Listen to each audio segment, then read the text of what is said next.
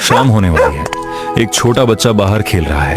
उसकी माँ घबराते हुए उसके पास आती है। बेटा जल्दी घर चलो, रात हो रही है, अगर देर हुई तो वो सरकता आ जाएगा। अबे ओए ना लड़के, यहाँ मत बैठा रहे वरना सरकटा तुझे मार देगा। तुझे समझ नहीं आता क्या? रात हो रही है। अबे आजकल के ये देहाती अब मुझे सिखाने चले, ऐसा कुछ नहीं होता। जा तू यहाँ से। दोनों माँ बेटे घर की ओर चल पड़े, लेकिन कहानी तो अभी शुरू हुई है। कुछ देर बाद।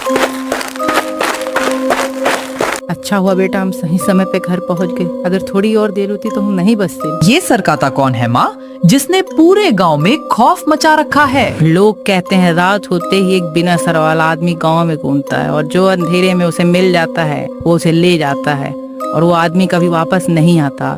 दोनों माँ बेटे सो जाते हैं, पर कोई था जो इस नियम का पालन नहीं किया। कुछ देर बाद किया। अरे गाँव वाले का काफी डरपोक है, यहाँ तो कुछ है ही नहीं फिर भी डरते हैं। अरे ये फोन क्यों कर रहे हैं मुझे घर वाले? दिन भर आ रहा हूँ ना, दिन भर फोन क्यों कर रहे हैं मुझे फोन मत करो।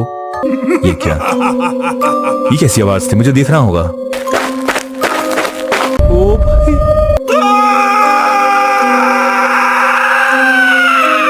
सुबह होने के बाद गांव वालों को बिट्टू की लाश मिलती है। ये तो जमींदार का लड़का है ना, ये यहाँ क्या हुआ इसे? ये तो मर चुका है। मुझे ये कल शाम को मिला था, मैंने इसे समझाया कि यहाँ पे रात में मत भटकना, शायद सरकटे का ही काम है। हाँ मुझे भी यही लगता है, सरकटा काम होगा। हाँ यही। कुछ समय बाद वहाँ पुलिस वाला भी पहुँच जाता है और वो रमेश से उसके बारे में जानकारी लेने लगता है।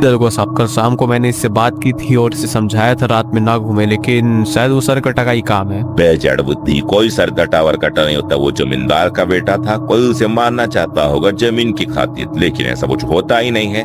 लेकिन तुम्हें लगता है अगर वो होता है तो आज रात में मैं इस गांव से गुजरूंगा और देखना मुझे कुछ नहीं होगा। देख रात होते ही पुलिस वाला गांव का चक्कर लगाने लगता है। अबे यार गांव वाले कितने जड़ बुद्धि है, इनकी वजह से मेरा पूरा दिमाग खराब हो गया। रात में मुझे अपनी पत्नी के साथ रहना था, लेकिन अरे यार बहुत तेज लग रहा है। हाँ उस पुलिस वाले को भी सरकता ले जाता है। सुबह होते ही पुलिस की लाश ना ही पुलिस का पता चला, बस उसके बंदूक मिला और गांव वाले इसकी बातें करने लगी। मैंने तो पहले ही कहा था अगर ये रात में ऐसे घूमेगा तो ये मारा जाएगा। तुझे कैसे पता कि वो मर ही चुका है? हो सकता है वो कहीं चला दिया हो या गायब हो गया हो। तुझे कैसे पता है वो मर चुका है? इसलिए वो पुलिस वाला तुमको जड़ बुद्धि कहता था। देख नहीं रहे हो इसका खून पड़ा हुआ है यहाँ पे, बेवकूफ गाँव वालों। कुछ देर बाद वहाँ पे एक पुलिस वाला भी आ जाता है और अबे गाँव वालों किनारे हो जाओ, तुम्हें यहाँ घर जाना चाहिए। यहाँ पे केस चल रहा है, हमें इसका बारे में जल्दी पता करना है। आगे सब्जी तय करना। अरे लड़के तुम्हें कुछ पता है क्या? सर मुझे लगता है ये सरकटा का काम है, वही ये सब करता है और गांव में ज्यादातर कांड यही होता है गाय होने का। मुझे इस सब की कार्रवाई करनी होगी। मुझे यही सरकटा का ही काम लग रहा है, लेकिन अब देखते हैं क्या होगा। वो हवलदार कुछ जानकारी लेकर वहां से चला जाता है। उस केस के बाद वो लड़का जो सबको ज्ञान देता था वो आज के दिन गलती कर बैठा। अरे यार आज मैं देर हो गया, मैं दारू के नशे में क्या कर बैठा। इतनी रात हो गई है, मेरा आज क्या होगा? मुझे मत मारो, मैं तुम्हारी मदद करूंगा।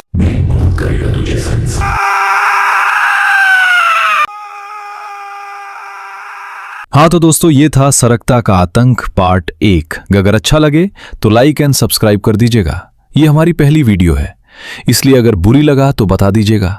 हम अगली बार इससे बेहतर कोशिश करेंगे और आपके लिए अच्छी कहानी बनाएंगे।